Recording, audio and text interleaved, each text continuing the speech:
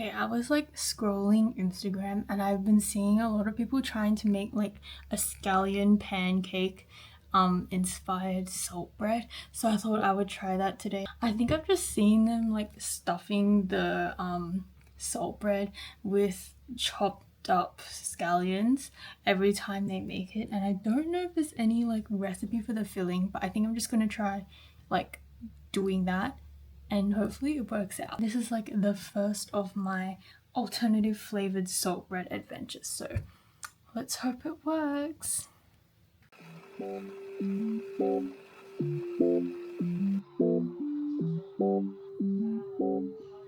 While the bread is proofing, I wanted to kind of talk about a topic that's been on my mind a little, and it's like why you shouldn't quit your hobbies for studies, and how making salt bread kind of helped me study in a way somehow. So like a few days ago, I was studying for a compounding pharmacy exam, which is where I had to like make the drugs, right, with like different ingredients. And I was trying to memorize like all the methods to make like 6 or 7 different products, and I was pretty like unconfident that I'd be able to remember all of the methods and that I'd mess up writing all of them down, because that was something I'd be assessed on. And naturally, you know, as an easily distracted person, my mind kind of wandered to other things, like how I wanted to make bread again, because I really enjoy making bread way more than, you know, studying, trying to remember how to make these drugs. Eventually, I kind of refocused my brain on studying, and then suddenly I saw like a similar pattern in like all the methods while I was looking at them again. And the methods I needed to remember actually pretty much all followed a really similar principle to making salt bread.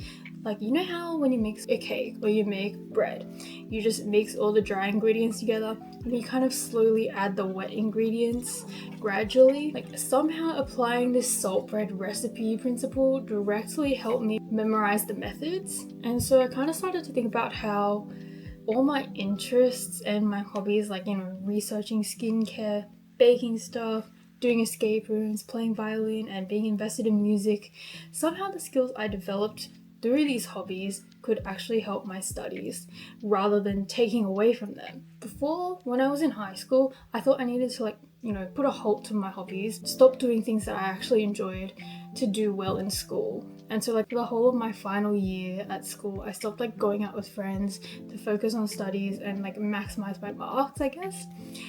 And it actually did work. Like, I got the marks I needed to get into my top preference course and university. And because it worked, I decided to like carry this mindset into my university studying, like not joining in on things because I needed to study. And yeah, it continued to work. I was like achieving distinctions and high distinctions for my courses. But around the end of my second year and like the start of my third year of uni, I kind of started to realize my whole life was just studying. Like, anytime someone would ask me about my week, all I had to talk about was just like my uni or my work, which is like all pharmacy studying related kind of. And I didn't really talk about anything else. And like when I did have time to myself, I would just like doom scroll brain rot reels, like, which I knew was bad, but it was kind of addictive. I also realized that like if I kept going on like this, I'd probably like lose my creativity that everyone used to like compliment me on as a child, and I just turned into like a boring adult. So like upon realizing this, I started to allow like more time for like rediscovering things that weren't studying that I actually enjoyed doing, like meeting up with people on my free days and just like getting to know who I was outside of being a pharmacy student.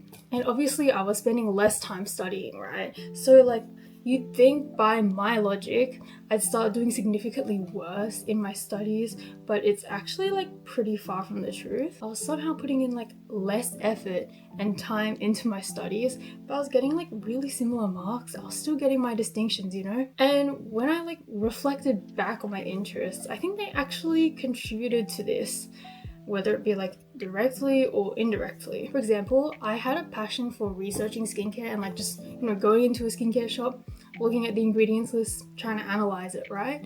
That directly helped me kind of get ahead of content this term, because some of the lectures actually are about these ingredients that I used to research, and I was already familiar with them. Meanwhile, like me playing violin helped develop my attention to detail skills, and that's definitely needed in my lab work this term. I would say my perseverance kind of increased as well because I was used to like long, strenuous rehearsals, like back to back late night kind of thing, from last minute orchestra gigs. Even the more novelty stuff like doing escape rooms with my friends, I was able to kind of develop teamwork skills. I just realized the time, it's already been like an hour, so I need to go check my dough, so I'll be doing that and then I'll come back.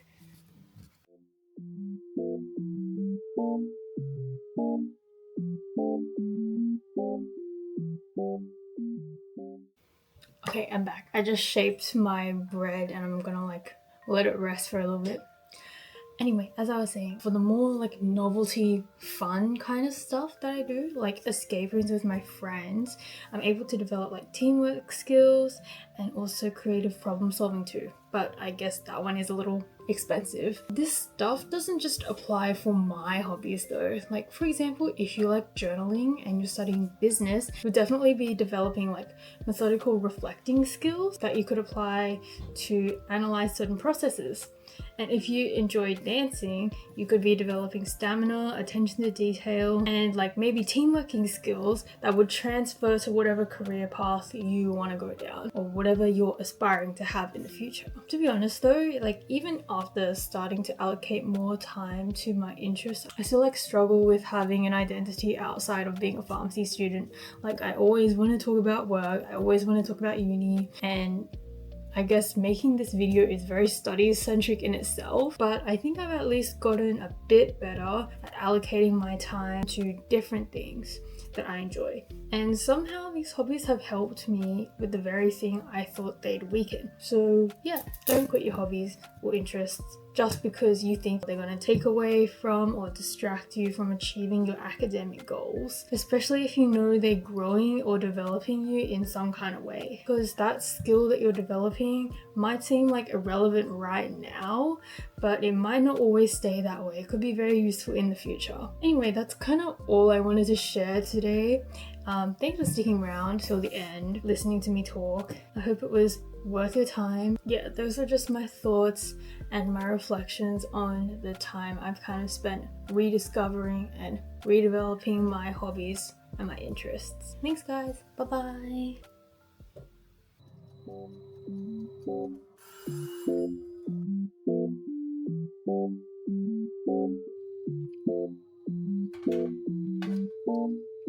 This one's kind of burnt.